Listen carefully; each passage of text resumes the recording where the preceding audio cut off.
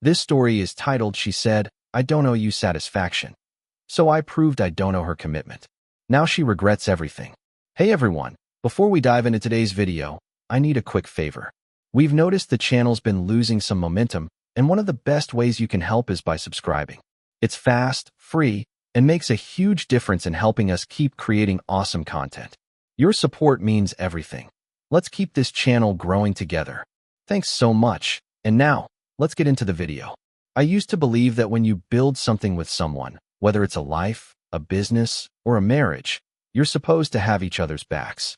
That when things get tough, you don't turn away. You work through it together. I thought my wife understood that. I was dead wrong. Sarah and I had been married for 8 years. 8 years of me grinding, waking up at 4:30 a.m. every single day to run a gym that I built from the ground up. Not some franchise, not some cushy corporate back chain, but my gym. Started with nothing but a rundown warehouse, maxed out credit cards, and a dream. Now, 400 plus active members, a solid team, a reputation that brought people from 3 towns over. Blood, sweat, and years of sacrifice got me here. And Sarah? She used to be right there with me. Or at least, that's what I thought. She met me back when I was just a personal trainer at some big box gym. Back when I was struggling to build a name for myself, working for a paycheck that barely covered rent. She said she loved my ambition. Said she believed in me. That she wanted to build something together. Yeah, funny how people change. Fast forward to one Tuesday night. I'd had a brutal day, covering for a sick trainer, fixing a treadmill, dealing with members, then training clients for 10 straight hours. Finally got home around 9:30 p.m., took a quick shower, and just wanted to spend time with my wife. Nothing crazy. No big plans. Just sit down, watch the show she'd been talking about all week, relax together. So I walk in, sit next to her on the couch, and say, "Hey babe, want to watch that new show you were excited about?" That's it. That's all I said. She didn't even look up from her phone. Just kept scrolling, eyes locked on the screen like it held the secrets to the universe. Then, in the coldest, most dismissive tone I've ever heard in my life, she goes, "I don't owe you intimacy." I actually thought I misheard her. Asked her to repeat it.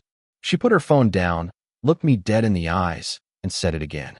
"I don't owe you intimacy. I'm tired of you acting like it's some kind of obligation just because we're married." Now, let's be clear. I wasn't even talking about sex. I just wanted to watch a show together. That's it. Just some basic human connection. But she said it with so much finality, like she'd been holding on to this for months. Like me wanting to spend time with her was some huge burden she had to carry. And in that moment, everything clicked. I started replaying the last few months, even years, in my head. The nights I came home exhausted, but still tried to make conversation while she barely grunted responses, glued to her phone. The times I excitedly told her about my business growing, only for her to roll her eyes and call it an obsession. The days I noticed she was always available for brunch with her friends, always had energy for shopping sprees, but never for me. The way she loved showing off to her friends that her husband owned a gym, but never once cared about the work it took to build it. And yet, I still tried. Because that's what you do when you're married, right? You keep pushing. You keep working at it. But that sentence? I don't owe you intimacy. That was the moment I stopped trying. That was the moment I realized she didn't respect me anymore. I didn't say a word after that. Just nodded, got up, and walked into the kitchen to meal prep for the next day. She stayed on the couch, probably posting on Instagram about how exhausting her day was, or how hard corporate life is. But I wasn't mad, because something in me had shifted. I'd spent years grinding, sacrificing, building a life for both of us. I had given her everything. Stability, comfort, a life she never had to worry about. And now, I was done. Not angry, not resentful. Just done. She said she didn't owe me satisfaction? Cool. Then I didn't owe her commitment. And the best part? She had no idea what was coming next. That night, I barely slept. Not because I was angry, I wasn't. It was because I was seeing things clearly for the first time. For years, I had been grinding for us. Waking up at 4:30 a.m. every single day, training clients, managing staff, handling gym maintenance, and making sure my business kept growing. I worked myself into the ground so we could have a good life. But Sarah? She checked out a long time ago. I replayed the past few years in my head, and it was like putting together a puzzle I didn't even know was missing pieces. She used to bring me lunch when I was just a trainer at a corporate gym. Now, she couldn't even ask how my day was. She used to brag about how ambitious I was. Now, she mocked my business and called it my obsession. She used to celebrate my milestones. Now, she acted like my success was annoying. And now, she'd finally said it out loud. I don't owe you intimacy. Not just sex. Not just affection. Nothing. That's when it hit me. She saw me as a provider, not a partner. She was fine taking the benefits of my hard work, living in a beautiful home, driving a Range Rover, going on shopping sprees. But when it came to actually being a wife, she had checked out. I looked over at her that night as she lay asleep, face illuminated by her phone screen. No guilt, no remorse, no second thoughts. She thought she had one. She thought I'd just accept it, keep providing while she put in zero effort. And that's when I made my decision. I was done. I wasn't going to argue. I wasn't going to fight. I wasn't even going to warn her. I was just going to move on. At first, I thought maybe I was overreacting. Maybe she was just stressed. Maybe she didn't mean it the way it came out. So, I tested it. The next morning, I made her coffee like I always did. She took it without a word, eyes locked on her phone. That night, I asked her if she wanted to grab dinner together. Ugh, I already ate with the girls after work, she said without looking up. I mentioned planning a weekend trip, just the two of us. She laughed. Do you really have time for that? You're always at the gym. That's when I knew. She didn't care. She had stopped seeing me as a person. I was just background noise in her life. But you know what really messed me up? Earlier that same day, one of my older clients, a retired guy in his 60s, was talking about his wife. He told me how they still made time for each other, how they still went on walks every night, how they still wanted to be around each other. I smiled and nodded. But inside, I felt like a complete idiot. Because that's what I thought I had. That night, I stayed late at the gym. I wasn't training anyone, just sitting in my office, staring at my desk, thinking. Sarah had always said she supported my dreams. But looking back, she only supported them when they were just dreams, not when they turned into reality. When I was just a broke trainer with a vision, she loved calling me ambitious. When that ambition turned into a thriving business, a business that required actual time and effort, suddenly, I was obsessed. She was fine with my hard work as long as it didn't inconvenience her. She wanted the lifestyle, the nice house, the trips, the car. But she didn't want me. At least, not anymore. And the worst part? I had been too busy building a future for us to even realize she had stopped caring years ago. So, I started pulling away. Not in an obvious way. Sarah was too self-absorbed to notice anything that didn't directly affect her, but in small ways. I stayed longer at the gym, even after my last client left. I stopped initiating conversations at home. I didn't react when she complained about not feeling connected anymore. I let her live in her delusion, thinking I was still playing my role, still going to take care of everything while she coasted. Meanwhile, I was building a life without her. That's when Emma entered the picture. Emma was a new client, signed up for personal training. Early 30s, physical therapist, had just moved to town. She wasn't like most new members who just wanted to tone up. She had real goals. She wanted to regain her strength after a college sports injury and was serious about it. The first time I trained her, I wasn't thinking anything beyond business. But then she said something that caught me off guard. How long did it take you to turn this place around? I saw the before pictures. That renovation was impressive. I blinked. No one, not a single person in my life, had ever acknowledged how much work I put into this gym. Sarah had rolled her eyes when I spent nights at the warehouse, fixing the floors myself. Emma, she noticed. Over the next few weeks, she became one of my most dedicated clients. Always on time, always pushing herself. And unlike most people, she actually listened when I talked about business. She'd ask questions about gym management, client retention, and marketing. She was genuinely interested. And that's when I started to notice it. The contrast. At home, I'd tell Sarah about expanding to a second location, and she'd barely look up from her phone. At the gym, Emma would light up, throwing out ideas on how small businesses could compete with corporate gyms.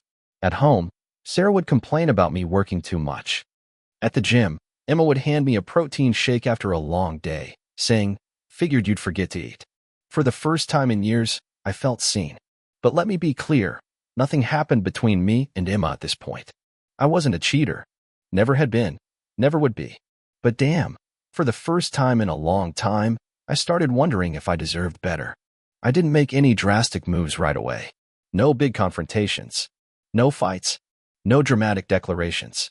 Instead, I did what I do best. I observed. And what I saw confirmed everything I had been feeling. Sarah didn't just lose interest in me, she lost respect for me. A week after her, "I don't know you intimacy" comment, I had a major business milestone. We hit 400 active memberships, a goal I had been pushing for since opening the gym. To celebrate, I took my team out for dinner, thanked them for their hard work, and posted a simple update on social media about how proud I was of what we'd built. Guess who didn't say a word about it? Sarah. No, congrats, babe. No, proud of you.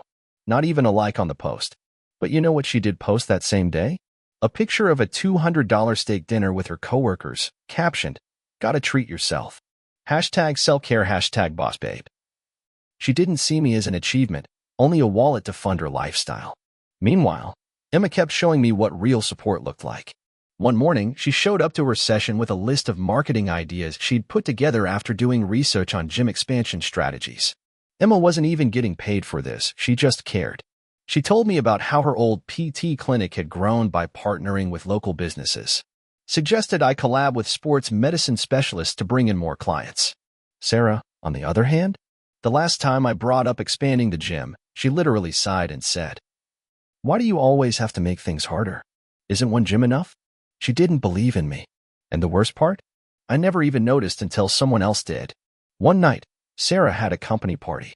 She insisted I come, even though she never made time for my events. Fine. Whatever. I went. And then I heard her introducing me to her coworkers. "Oh, this is my husband. He's just a gym owner." Just, "Hey, gym owner." Like my entire life's work was some casual side hobby. Meanwhile, she was out here flexing her marketing job, the same job that literally just involved posting corporate motivational quotes and writing sales emails. I felt like a fool. That was the moment I realized. I wasn't her husband. I was a status symbol, someone she could show off when it suited her and ignore when it didn't. Then, one day, she made a huge mistake. I was clearing out her laptop from the couch, wasn't even snooping when I saw it. A Facebook group chat. She and her friends were laughing at me, saying I was married to the gym, saying I was probably having an affair because I spent so much time at work, saying I was obsessed with his business like it's a real career. And then Sarah, my wife, wrote, "At least if he cheats, I can take half when I divorce him." She wasn't joking. I felt something break inside me. This wasn't a bad phase. This wasn't marriage struggles. This was who she was. And I was done. But here's the thing. I didn't say a word. I didn't start a fight. I didn't even confront her. Because Sarah thought she was in control. She thought I was still the same loyal, hardworking guy who would just take the disrespect and keep providing. She had no idea I was already making my exit. At this point, I started mentally checking out. Stopped initiating conversations. Stopped offering to spend time together. Stopped pretending like I didn't see through her. And the less effort I put in, the more Sarah started noticing. She started doing this weird performative thing where she suddenly acted like she cared. She started randomly showing up at the gym. Not to work out, just to support me. But I knew what was really happening. She was sensing she was losing control. One day, she showed up unannounced during one of Emma's sessions. Emma was mid-lift, focused, working hard. I was spotting her, giving feedback, fully in trainer mode. Sarah stood at the entrance, arms crossed, watching. After Emma finished her set, she smiled at Sarah and introduced herself. Super polite. Sarah didn't even smile back. Just said, "I need to steal my husband for a sec." Jealousy. That's what it was. And I realized something else, too. Sarah wasn't jealous because she cared about me. She was jealous because she thought Emma saw value in me, and that scared her. That night, she finally snapped. "You're different lately," she said. "You're not present. You're always at the gym. And I see the way that trainer looks at you." I laughed. Because for months, she didn't give a damn about me. Now suddenly, she's paranoid? "You really think this is about another woman?" I said. "It's about the fact that you stopped being my wife years ago." Sarah scoffed. "Oh, so what? You're gonna leave me for her?" That's when I hit her with the truth. "I'm leaving you because you've already left me. You just didn't realize it." And then I walked away. That night, I packed a bag and slept in my office at the gym. Didn't even tell her. And for the first time in years, I felt free. Sarah went into full meltdown mode. She blew up my phone with texts and calls. Then the guilt tripping started. "We've been together for 8 years. You're seriously just walking away? I thought marriage meant working through things. Is this because of her? But I didn't answer, because nothing she said mattered anymore. I had spent years trying. She had spent years checking out. Now she was facing consequences. And the best part? She never saw it coming. I didn't go home after I left that night. Didn't call Sarah. Didn't even check my messages. Instead, I went straight to my lawyer the next morning and laid it all out. The business, the finances, the marriage, everything. Turns out, I had been unknowingly protecting myself for years. Since I built the gym before we got married and Sarah had no legal or financial stake in it, there wasn't much she could take. The house, though? That was another story. We bought it together, but I had covered 80% of the mortgage while she spent thousands on luxury handbags and weekend spot trips. My lawyer explained that if I wanted a clean break, I had to act fast before Sarah realized she was about to lose everything. So that's exactly what I did. The first thing I did was separate our finances. No more joint credit cards. No more shared accounts. No more auto pay for her ridiculous spending. The second thing? I had my lawyer draft the initial divorce papers and a financial settlement that was more than fair, more than she deserved. And the third? I went completely silent. No texts. No calls. Nothing. Sarah, of course, lost her mind. She showed up at the gym 3 days later, looking the most put together she'd been in years. Full makeup, designer clothes, her whole power wife act. She walked in like she owned the place, like she thought she could just charm her way back in. My staff saw her coming and immediately backed off, knowing this was about to be a scene.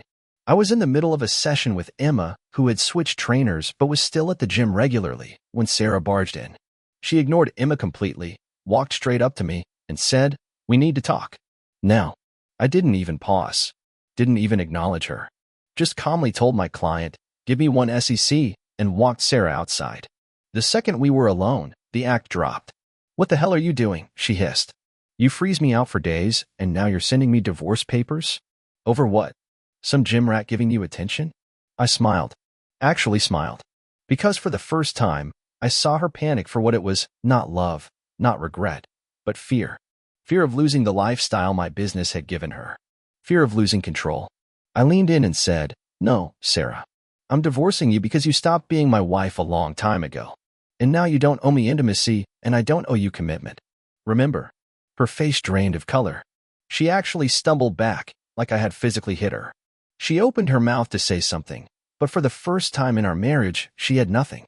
I walked back inside, closed the door behind me, and left her standing there, alone. That should have been the end of it. But Sarah? She wasn't done. Over the next few weeks, she tried everything. First came the apologies. Texts late at night about how we could fix this. How she realized she took me for granted. How she wanted to be the wife I deserved. I ignored them all. Then came the guilt trips. "You're really going to throw away 8 years? I can't believe you're walking away from our life together. You're different now. Cold. This isn't the man I married." Again, ignored. Then came the anger. She started showing up at my gym unannounced, trying to make scenes, telling my staff I was abandoning her for some fitness bimbo. She went on social media rants, playing the victim, acting like I was having a midlife crisis and that I was the one who changed. But the best part? Her friends started turning on her. See, people knew who really built this gym. They knew who put in the hours, who built the community, who sacrificed sleep and comfort for years. And the more Sarah played the victim, the more people started calling her out. Then came her biggest mistake. One day, she showed up at my gym while I was in a meeting with my lawyer, trying to talk about expanding the business. She stormed inside, screaming, demanding that I split the profits since she was my wife when I started the expansion process. My lawyer didn't even flinch. Just calmly pulled out screenshots from Sarah's old social media posts where she had mocked the gym, called it my obsession, and dismissed it as a waste of time. That was all the proof we needed. Sarah had never contributed to the business, never invested a dime, never supported it when I was struggling, which meant she had no legal claim to it. When she realized she wasn't getting a penny, she completely lost it. She called me every name in the book, said I had humiliated her, that I was choosing my career over my marriage, that I was throwing her away for some nobody. And then, the final desperate card. "You're going to regret this when I'm gone." I just stared at her for a second, then calmly said, "Gone where, Sarah? You can't even afford rent without me."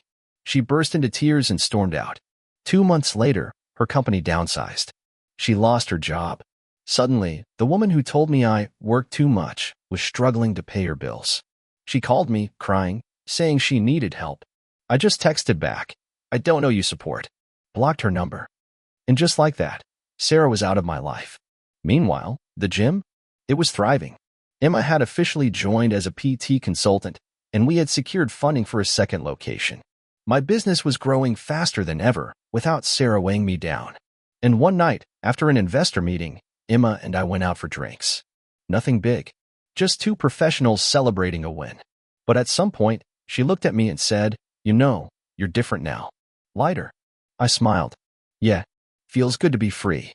Then she tilted her head and asked, "So, now that you're not married, what's stopping us from getting dinner sometime?" And for the first time in years, I felt something real. Not obligation, not resentment, just possibility. Sarah?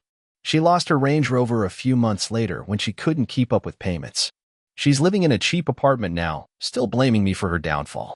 Tried to get a gym membership at my place after her boutique fitness classes became too expensive. Guess what I told her? No. Because just like she said, I don't owe her a damn thing. Sarah thought she had one last move. After the free membership stunt didn't work, she started spreading lies. Told mutual friends that I had been planning to leave her for months, that I had used her to build my gym empire, and then threw her away. Said I had been emotionally abusive, which is rich coming from the person who dismissed me for years, treated my passion like an inconvenience, and then tried to manipulate me the second she felt her comfortable lifestyle slipping away. At first, I ignored it. I had bigger things to focus on. The second location was doing better than expected. Emma's connection with the sports medicine clinic brought in tons of new clients, and for the first time, I felt like I had a real business empire in the making. The energy was different, like everything was falling into place. But Sarah? She couldn't stand that. One night, she tried one last pathetic attempt to weasel her way back into my life. It was 11 p.m., and I was just leaving the gym after a long day. The new location had a soft opening that morning, and Emma and I had spent the evening celebrating with the staff, pizza, laughs, no stress. As I walked to my car, I saw someone leaning against it. Sarah. She looked nothing like the woman she had been a year ago. The confident, materialistic, social climbing boss babe image? Gone. She looked exhausted. Her makeup was smudged like she had been crying, and for a second, I almost felt bad. Almost. "Dom, please, can we talk?" I sighed, unlocking my car. "There's nothing left to talk about, Sarah." She stepped in front of the driver's door. "I lost everything." I stared at her, unmoved. "That's not my problem." She scoffed, half laughing like she couldn't believe I was this cold. "You're really just gonna walk away? After everything?" I leaned against my car, arms crossed. "Everything? You mean the years I spent supporting you? The times I begged for your attention while you treated me like I was an inconvenience? The business you dismissed as a midlife crisis until you realized you couldn't live without the money? That everything, Sarah." She blinked rapidly, trying to think of something to say. Finally, she settled on the only card she had left. "I loved you." I shook my head, letting out a breath. "No, Sarah. You loved what I provided." And just like that, the conversation was over. She took a deep breath, wiped her face like she thought she could still pull me back in, and said, "Well, if you ever decide to stop being so cruel, you know where to find me." Then she walked away, and I let her go. For good. Fast forward 6 months. Sarah's life? Total wreck. She had to move back in with her mom because she couldn't afford the apartment she deserved. The Range Rover? Long gone. She's driving a 10-year-old Corolla now. Her friend group? Gone. Turns out, people don't care much when you're not buying brunch every weekend. The job search? Brutal. She thought she was a marketing genius. Turns out, her only real skill was being a corporate social climber. And me? Thriving. Gym number 2 is doing better than I ever expected. We're already scouting for location number 3. Emma and I? Officially together. No more awkward tension, no more pretending. Just two people who actually respect and support each other. My family? Fully in my corner. Even my mom, who used to say, "Give Sarah another chance," finally admitted, "You deserve better." Last week, I got a text from an unknown number. "Sarah, I'm sorry for everything. I hope you're happy." I didn't respond. Because I am.